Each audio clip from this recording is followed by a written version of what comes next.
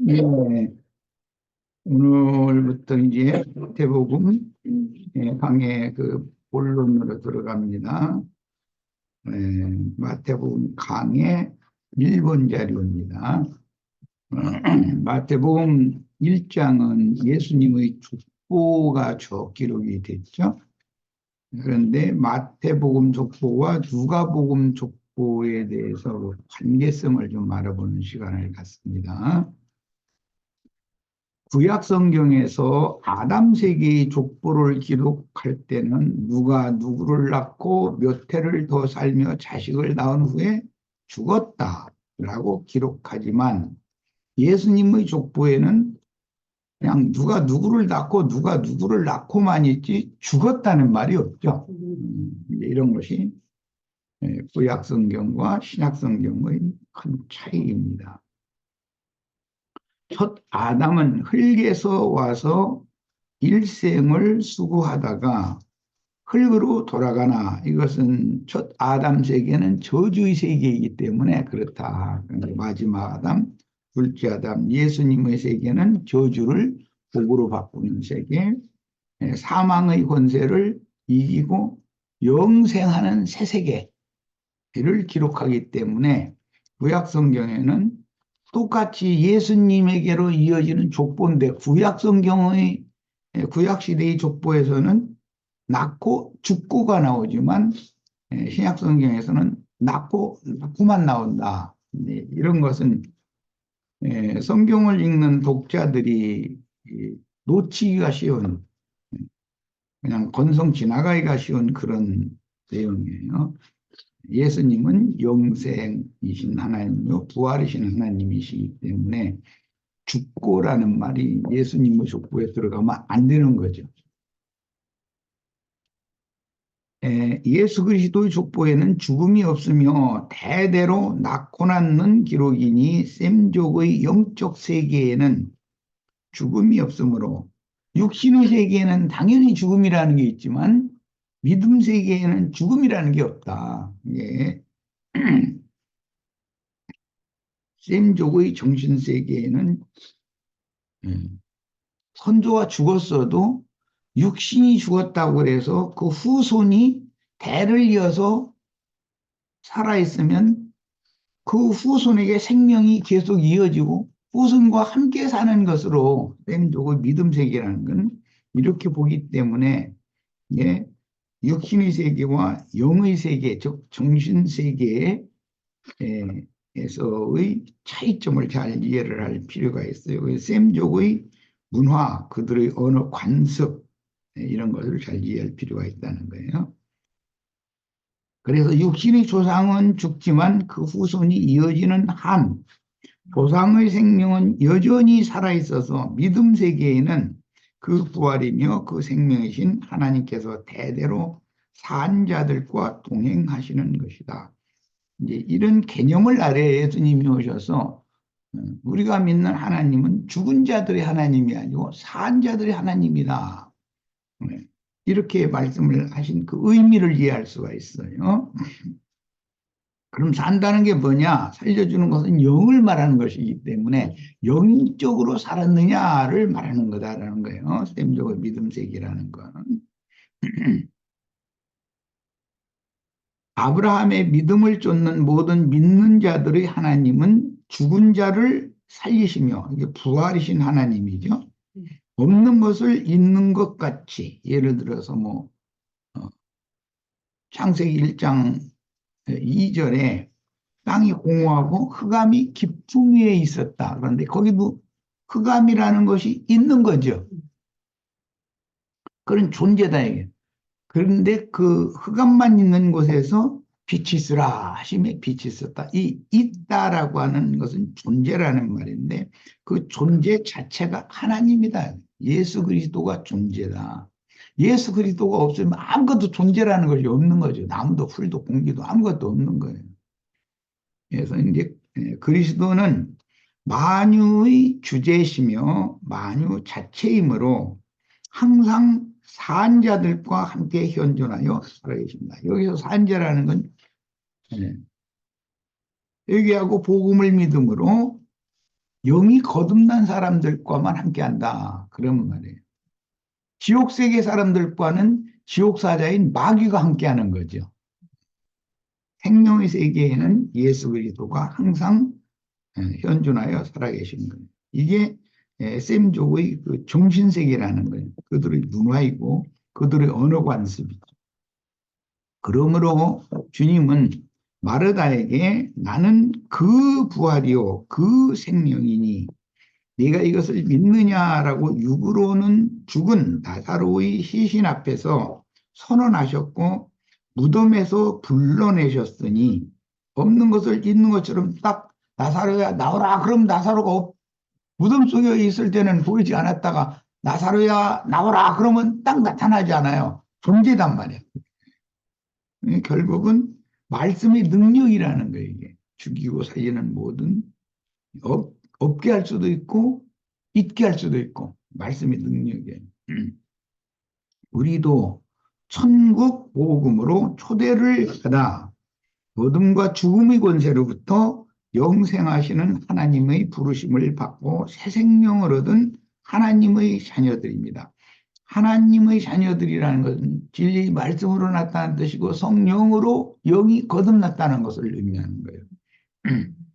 오늘도 다윗을 부르시고 아브라함을 부르신 그 부활이며 그 생명이신 그리스도께서는 그분의 사자들을 세상에 보내심으로 전도자들이 선포하는 복음 전파의 나팔소리를 듣고 영으로 깨달아 회개하고 천국 복음을 마음에 믿은 자들을 불러서 현세의 천국인 교회로 모으고 계시는 겁니다. 천국 죽어서 천당 가고 그런 개념이 아니라 이 생에서 현세에서 그분의 몸이라고 그러고 그분의 집이라고 그러고 그분의 나라라고 하는 게 교회를 말하는 건데 현세에서 거듭난 영을 가진 사람들을 즉 혼들을 영혼들을 교회로 불러 모으시는 중이다. 그러니까 현세에서 천국에 이미 들어와 있어야지 죽은 다음에 어디로 간다. 그것은 맞지 않는 얘기다. 성경과는 전혀 안 맞는 얘기다. 현세에서 세상 사람이면서 죽은 다음에 천당 간다. 예배당 열심히 다닌 다음에 죽으면 천당 간다. 그건 안 맞는 얘기인 거죠. 현세의 천국에 들어온 사람만이 이미 그 천국에 들어와 있기 때문에 그 교회 생활의 연장선상이 내세라고 하는 새 세계로 이건 영의 세계, 믿음의 세계가 연장되는 걸 말하는 것이지 물질계가 연장되는 걸 말하는 것이 아니기 때문에 이 믿음의 세계라고 하는 생명의 세계라고 하는 것에 대해서 이해가 필요합니다. 자, 이제 마태복음의 1장 족보를 회복력으로 인용해서 기록을 했습니다. 읽습니다. 예수 그리스도의 계보이다. 그분은 다윗의 자손이요 아브라함의 자손이시다. 아브라함이 이삭을 낳고 이삭이 야곱을 낳고 야곱이 유다와 그 형제들을 낳고 유다가 다말에게서 여기 에게서라는 사람이 이제 네 사람이 나오는데 다 여인들이죠. 유다는 시부고 이제 육신적으로 보자면 다말은 자부잖아요. 그 창세기 38장을 이해하지 못하면 성경의 구속사를 모르는 사람이죠. 만약 윤리 도덕적으로만 해석을 한다면 성경이라는 이게 있을 수 없는 얘기들을 다 해놓고 있는 거죠. 베레스와 세라를 낳고 베레스가 헤스론을 낳고 헤스론이 람을 낳고 람이 아미나답을 낳고 아미나답이 나손을 낳고 나손이 살몬을 낳고 살몬은 가나안 땅 정탐꾼 중의 하나였죠. 유다 지파를 대표한 살몬이 라합에게서 여기 에게서가 또 나왔어요. 아까는 유다가 아말에게서라고 돼 있었죠. 라합에게서 보아스를 낳고 보아스가 룻에게서 여기 에게서가 또 나왔어요. 이건 특별하니까 이렇게 표현을 하는 거예요. 오벳을 낳고 오벳이 이새를 낳고 이새가 다윗 왕을 낳았다. 다윗이 우리아의 아내였던 여자에게서 누구죠? 밧세바예요. 솔로몬을 낳고 이 에게서라고 하는 것은 우리가 이제 유의해서 읽어야 되는데 누가 누구를 낳았다고 하지 않고 누구에게서라고 하는 것은 성경이 말하고자 하는 어떤 의미가 여기에 감춰져 있다는 것을 알 수 있는 것이죠. 솔로몬이 르호보암을 낳고 르호보암이 아비야를 낳고 여기 솔로몬부터는 마태복음 1장 7절부터는 이제는 왕의 족보죠. 그 전은 족장 시대 또 사사 시대 이런 시대에 있었던 이야기인 것이고 다윗이 왕의 등극을 했을 때까지 하고 나서 그 후 이제 왕국 시대의 왕들을 이제 쭉 기록을 했는데 우리 집체들은 유다 왕국의 왕들이 몇 명이었었는지 역사상에 이런 것을 잘 유심히 안 볼 수가 있는데 원래는 22명이죠. 그런데 14대 14명만 예수님의 족보에 들어간다. 그러면 8명이라고 하는 왕은 왕 노릇을 했지만 천국의 왕으로는 들어가지 않는다는 거예요. 그런 것을 이제 잘 이해를 하고 계셔야 돼요. 우시야가 요담을 낳고 요담이 아하스를 낳고 아하스가 히스기야를 낳고 히스기야가 므낫세를 낳고 므낫세가 아문을 낳고 아문이 요시야를 낳고 바빌론에 끌려갈 때 요시야가 여고냐와 그 형제들을 낳았다. 바벨론에 끌려간 후에 여고냐가 여기 요시야가 여고냐 하나만을 낳은 것은 아니에요. 그 바벨론에게 점령당했을 때 왕들이 자주 바뀌게 되죠. 애굽 왕이 올라와서 지멋대로 왕을 세우고 바벨론 왕이 또 와가지고 또 다른 왕을 또 세우고 이런 거 반복해서 했는데 그건 전부 빼버린다 그래요. 그리고 그 중간에 음녀 이세벨의 딸인 아달랴라고 하는 여자가 자기 아들 손자들 싹 죽여가면서까지 여자가 이렇게 왕권을 행사한 적이 있었는데 그 여자와 그 여자가 낳은 아시아 등등 하는 그 여자와 관계되는 왕들은 명분상 왕이라는 그 직책을 가졌었지만 여기 예수님의 족보에서는 천국의 왕권에서는 다 삭제해버린다. 그래서 8명이 왕이 빠져버린다는 거예요. 이제 이런 걸 잘 기초 지식으로 알고 계셔야 됩니다. 그래야 마태복음이 말하고자 하는 의도를 알 수가 있는 거니까. 자, 이제 15절로, 13절부터 읽어야 되겠구나. 스알디엘이 스룹바벨을 낳고 스룹바벨이 아비옷을 낳고 아비옷이 엘리야킴을 낳고 엘리야킴이 아소르를 낳고 아소르가 사독을 낳고 사독이 아킴을 낳고 아킴이 엘리웃을 낳고 이 사람들은 전부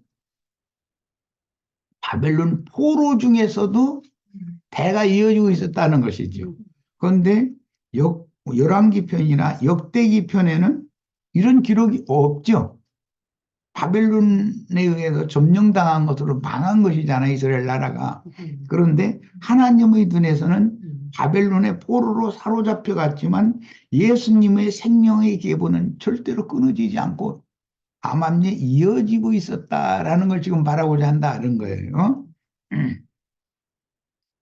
자, 그다음에 15절부터 엘리웃이 엘르아살을 낳고 엘르아살이 mat단을 낳고 mat단이 야곱을 낳고 야곱이 마리아의 남편 요셉을 낳았고 여기까지가 이것을 암흑 시대라고 그래요. 이스라엘 이제 세계사에서도 이게 세계사 우리 저기 은상이 형제하고 애송이 자매는 그 세계사 공부를 했으니까 알 거예요. 암흑 시대다 이렇게 말을 해요.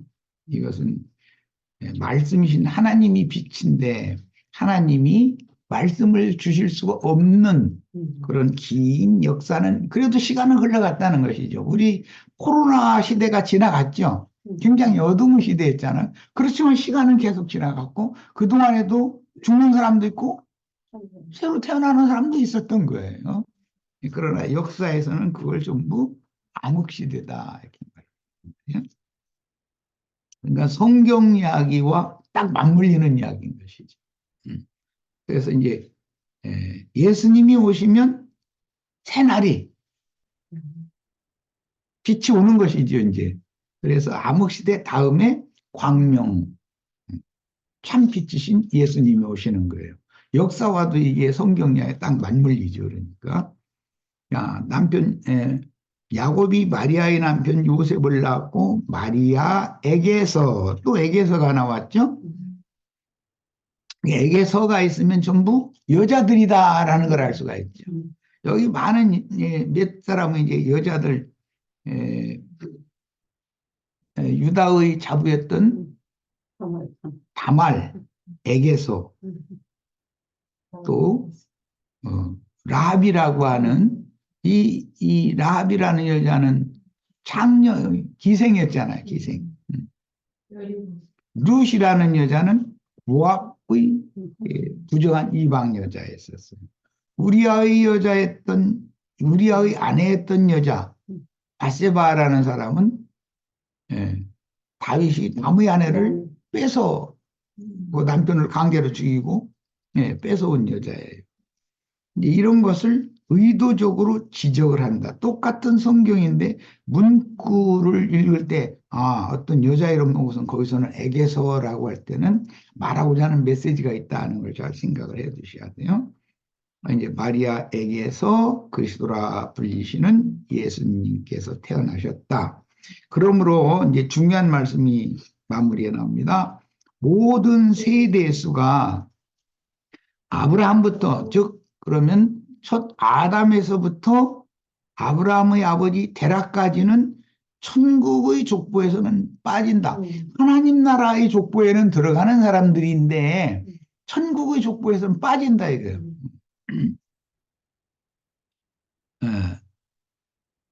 모든 세대수가 아브라함부터 다윗까지가 14대이고 의도적으로 14대로 이렇게 자른 거예요. 다윗부터 바벨론에 끌려갈 때까지가 또 14대이고 바벨론에 끌려간 후부터 예수님이 마리아라는 여자를 통해서 태어날 때까지가 14대다. 그런데 바벨론 포로 시기를 암흑 시기라고 그러고 예수님이 오시면 낮이 온 거다. 빛이 왔다. 참 빛이. 그런 메시지를 성경의 족보에 의도적으로 감춰놓고 있는 거예요. 자, 마태복음 1장 11절로 12절 이건 이제 개정성경 인용했는데 바벨론으로 사로잡혀갈 때 요시야는 여고냐와 그의 형제들을 낳으니라. 바벨론으로 사로잡혀간 후에 여고냐는 스알디엘을 낳고 스알디엘은 스룹바벨을 낳고 이렇게 표현을 했어요. 역대상 3장 15절 인용했는데 봅니다. 요시야의 아들들은 유다 왕국, 이스라엘 왕국의 개혁자 중에 개혁자가 요시야죠. 다른 많은 앞에도 개혁자들이 있었는데 산당과 산당 제사장은 회파시키지를 못했잖아요. 그런데 요시야 왕은 산당과 산당 제사장들을 전부 회파시켜버렸잖아요. 완전한 개혁자예요. 그런데 그 요시야의 아들들은 맏아들 요하난 이 사람은 왕위에 오른 적이 없었다. 둘째 아들 요야킴, 엘리야킴이라고 바로 느고가 와서 반애굽주의자였던 여호아스를 폐위시키고 엘리야김이라는 사람을 위에 앉혔어요. 이것은 세상의 큰 군주가 이스라엘 나라를 왕을 폐위시키고 자기 맘대로 세웠으니까 이스라엘의 하나님의 절대적인 통치를 세상 임금이 오히려 자기 맘대로 좌지우지하는 그런 암흑시기 때문에 이런 사람들이 마태복음 족보에서는 왕노릇을 했지만 빠진다 이거예요. 이런 걸 이제 잘 봐야 돼요.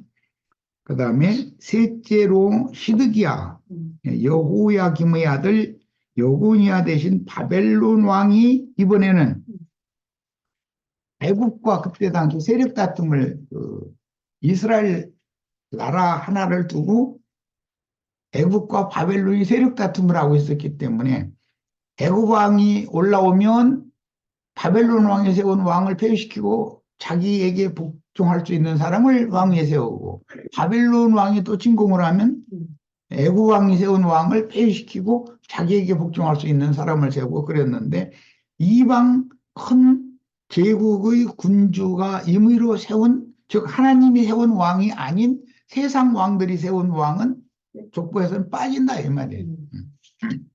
이런 걸 통해서, 이런 역사를 통해서 우리는 기독교계에서 무슨 조직신학을 해서 큰 자로서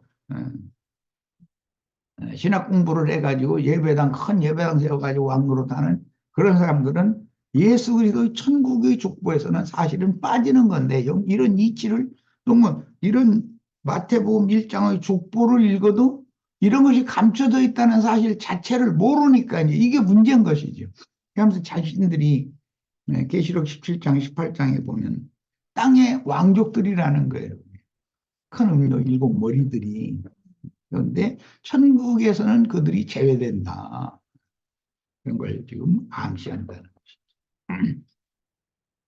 자, 요시야의 차자인 여호야김의 아들 여고냐의 형제는 시드기야.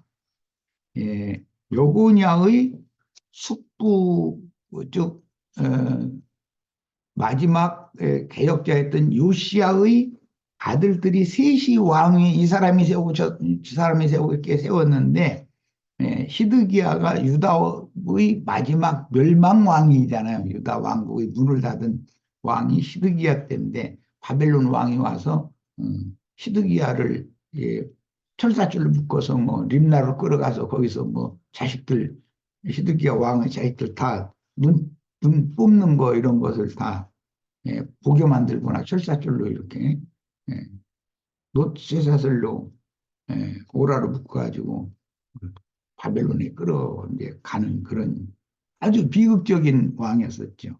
이게 이제 유다의 마지막 문을 닫은 왕이었었어요. 야곱, 이스라엘의 12아들은 구약 관점에서는 예수님 지파인 유다 지파에게, 구약의 관점으로는 혈통적으로는 예수님이 유다 지파를 통해서 오시니까 유다 지파에게 야훼 하나님께서 다윗에게 주신 언약에 따라 남유대 왕국의 왕권이 이어졌어요. 이것은 다윗에게 약속한 약속이, 언약이 이루어진 것이죠. 밧세바 사건 때문에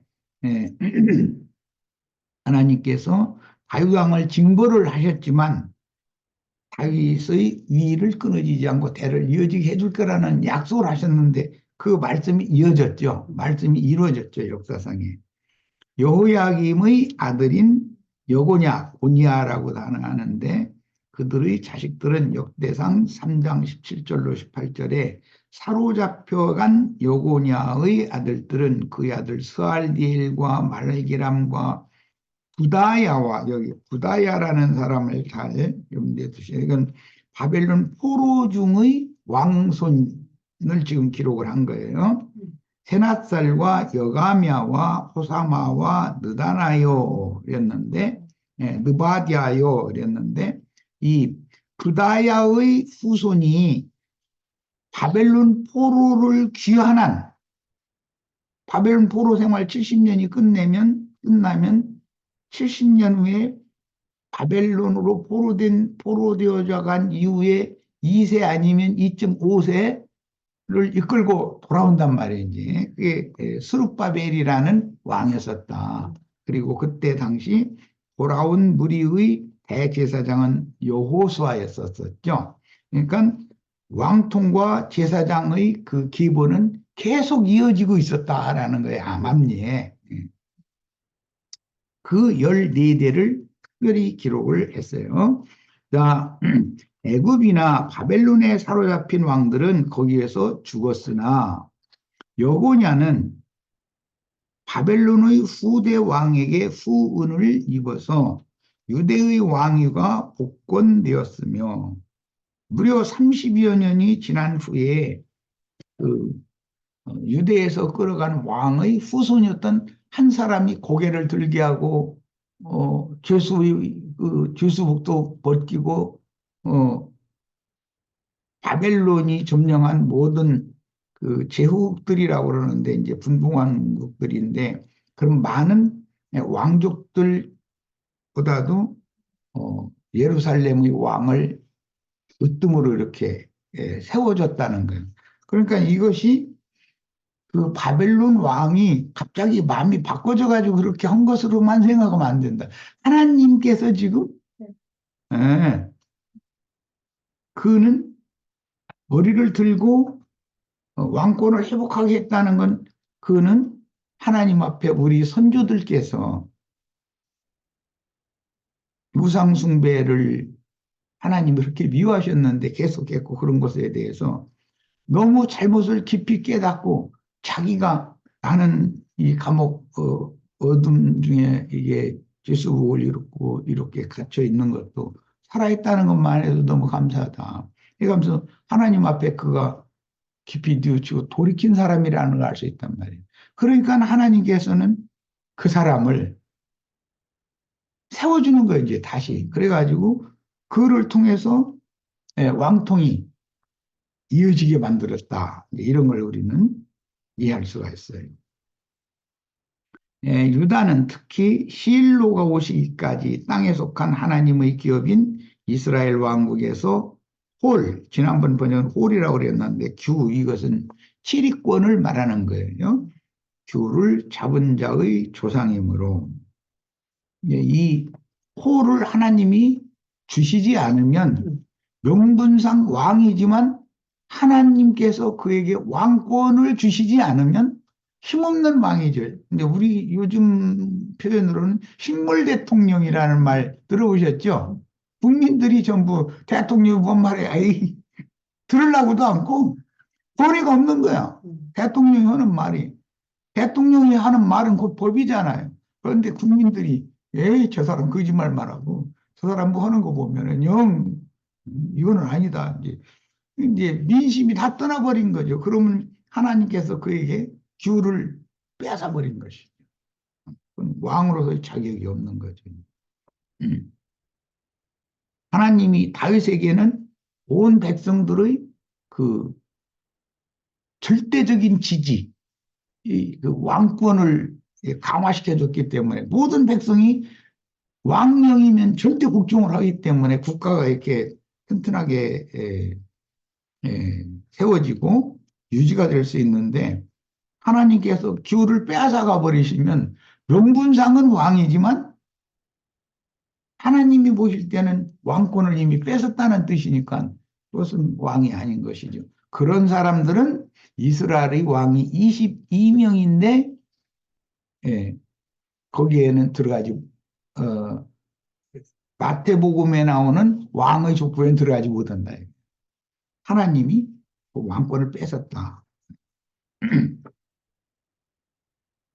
예를 들어서 어, 세상 나라라는 것은 항상 하나님께서 어떤 사람은 미약하고 힘없게 이렇게 천민으로 시작해서 올라왔지만 모든 백성들이 그를 우러러보고 존경하고 그가 하는 일은 틀림없다고 생각하니까 자기들보다 훨씬 더 선견지명이 있고 모든 것을 명확하게 확실하게 처리를 잘한다라고 믿으면 국민들은 그가 하는 말, 그가 나를 따라주세요 하면 다 그를 믿고 인정을 해주고 따라주잖아요. 그런데 아무리 강압적으로 힘으로 눌려서 무슨 국가의 권력기관들을 동원해가지고 강제로 따르게 만들려고 하면은 점점 민심은 이반되고 떠나가는 거죠. 그런 경우는 명분상은 왕이지만 왕권을 하나님이 거둬간다는 뜻인 것인데, 이제 최소한 이 정도는 해온 사람이 대통령을 해야죠. 이 정도는 아는 사람이어야 되는 거죠.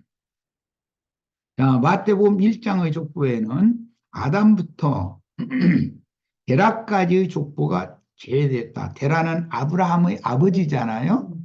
음. 예, 아담부터 데라까지의 족보는 마태복음 1장에는 제외되었는데 이는 선악을 알게 하는 나무 실과를 따먹은 흙사람의 기분은 의문의 율법, 조문의 율법으로 하나님께 나아가려는 모세의 제자로를 자처하던 자들의 유대교 체계로 실현된 족보이며 아담부터 데라까지 그 권세를 주장하던 사람들은 저주, 하늘과 땅이 저주받은 때였었기 때문에 저주의 세대들을 인도하던 권세자들이었었단 말이에요. 그들은 마태복음, 천국 복음에서는 뺀다. 하나님 나라의 복음에는 들어가지만 이건 굉장히 중요한 이야기예요. 이는 선악을 알게 하는 나무 실과를 따먹은 흙사람의 계보는 의문의 율법으로 하나님께 나아가려는 모세의 제자를 자처하던 자들의 유대교 체제로 실현된 족보이며 즉 율법을 행해서 하나님의 영광에 나아가고자 하는 자들은 천국에는 들어가지 못한다 그 말이죠. 결론적으로는 선지자들의 영적 신앙이 천국의 왕이신 그리스도께 이르는 것입니다. 후속자로 오신 예수 그리스도의 족보인 아브라함의 믿음의 계보는 회개하고 복음을 믿음으로 생명나무 실과를 따 먹도록 세법을 가르칠 위로부터 난 세 사람인 구속자의 계보이며 멜기세덱 반차를 따르는 계보이나 조물의 율법 체제인 아론 반차 신앙은 제사장 체계도 왕의 체계도 하나님 나라의 왕과 제사장들, 천국의 왕과 제사장들은 다르다라는 걸 알아야 됩니다. 자, 그 다음에 하늘에 속한 기업인 교회 시대, 이방인의 때가 오면 장자의 명분이 요셉에게 있으므로 율법 제도 안에서는 왕권이 유다에게 있었죠. 제사장권은 레위에게 있었어요. 그러니까 이건 혈통에 따른 거였었죠. 그러니까 그 족보는 천국의 족보에서는 빠진다. 자, 요셉의 장자인 므낫세 지파는 구약 성경에 이미 므낫세가 요단 동편에서도 한 기업을 받고 요단 서편에서도 한 기업을 받으므로 므낫세의 아버지인 요셉이 장자권이 실제로 있다라는 것을 율법 제도에 의하면 왕권은 유다에게 제사장권은 레위에게 있는 것 같은데 그건 겉으로 나타나는 현실이고 하나님이 보실 때는 장자권은 요셉에게 실제 있는 거다라는 것을 이미 구약 성경에 계시가 돼 있다는 거예요.